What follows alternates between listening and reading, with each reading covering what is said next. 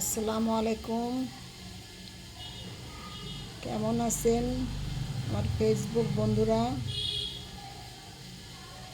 বিটরুটের শরবত, আমের শরবত।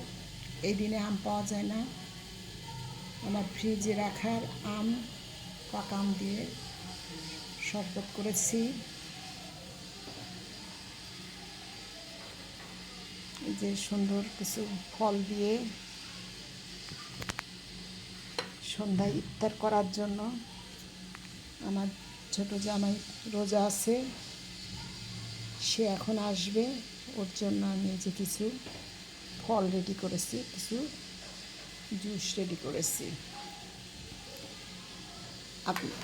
আমার ফেসবুক বন্ধুরা, আপনারা আমার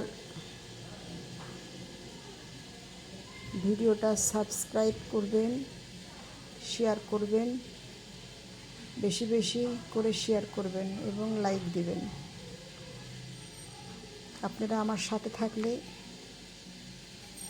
আমি আপনাদের নতুন নতুন ভিডিও বেশি বেশি করে দেব। ভালো থাকেন, আমার জন্য দোয়া করবেন। আল্লাহ হাফেজ।